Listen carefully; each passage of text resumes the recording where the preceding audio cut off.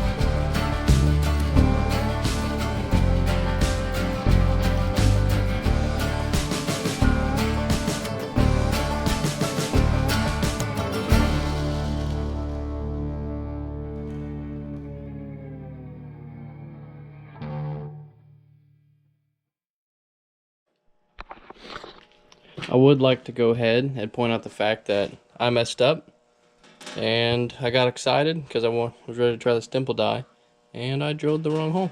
That's the one I was thinking about using at the height.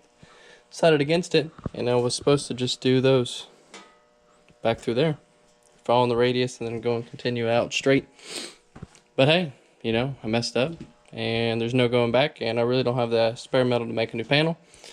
So I'll end up welding that up and it'll be fine.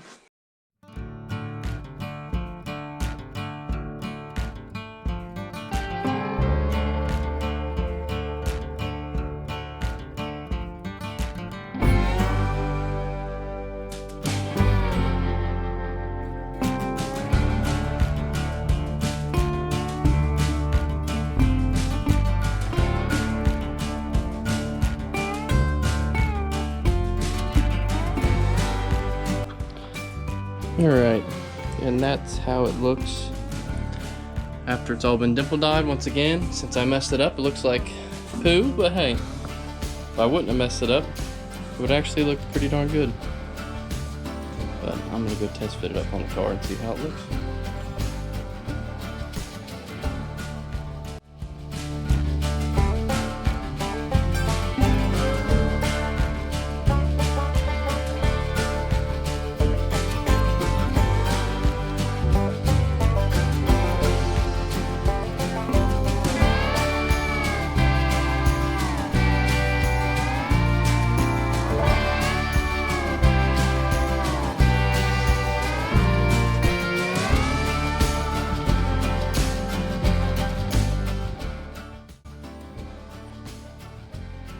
Basically, I just mirrored exactly what I did on the passenger side to the driver's side.